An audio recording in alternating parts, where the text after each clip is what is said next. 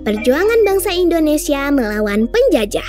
Halo teman-teman, kamu pasti sudah tahu bahwa kemerdekaan Indonesia diperingati setiap tanggal 17 Agustus. Namun, tahukah kamu, sebelum merdeka, Indonesia pernah mengalami masa penjajahan yang sangat panjang. Mengapa sih penjajahan tersebut bisa terjadi? Lalu, bagaimana perjuangan rakyat Indonesia dalam melawan penjajahan tersebut? Yuk, simak penjelasannya. Indonesia memiliki tanah yang subur dan letak geografis yang strategis sehingga menjadi pusat perdagangan penting di dunia. Hal ini menarik perhatian bangsa lain, termasuk bangsa Eropa.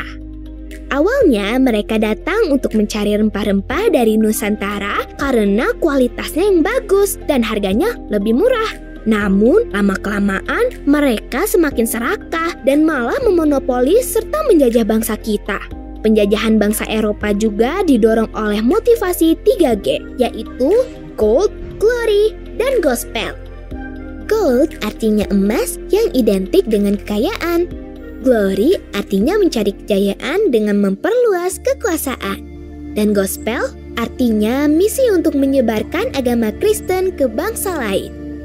Bangsa Eropa yang pernah datang dan menjajah Indonesia antara lain Portugis, Spanyol, Inggris, dan Belanda. Bangsa Eropa yang pertama kali sampai di Nusantara adalah Portugis di bawah pimpinan Alfonso de Albuquerque pada tahun 1511. Lalu disusul oleh Spanyol di bawah pimpinan Sebastian del Cano yang tiba di Maluku pada tahun 1521.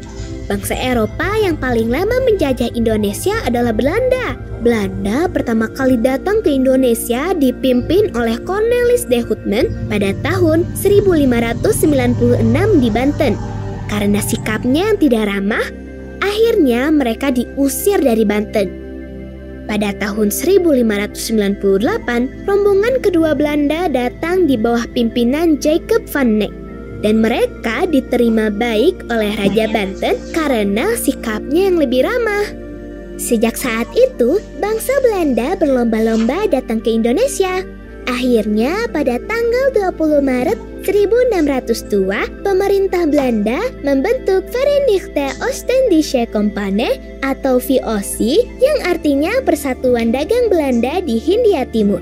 Tujuannya adalah untuk mencari keuntungan sebesar-besarnya dan memonopoli perdagangan rempah.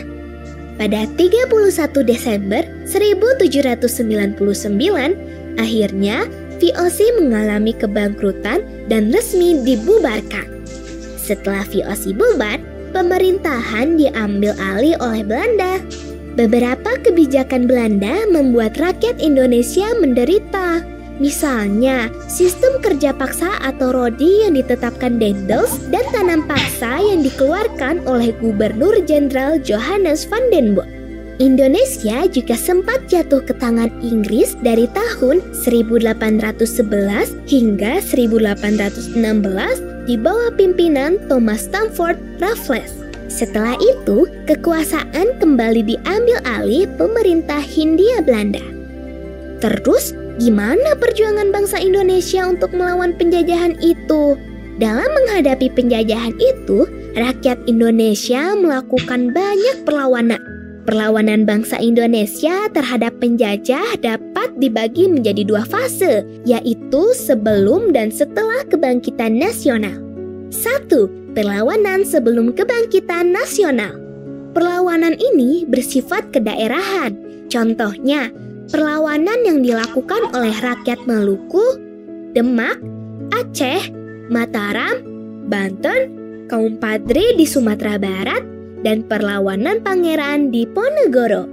Perlawanan itu mayoritas mengalami kegagalan karena kurangnya persatuan dan peralatan perang yang tidak seimbang.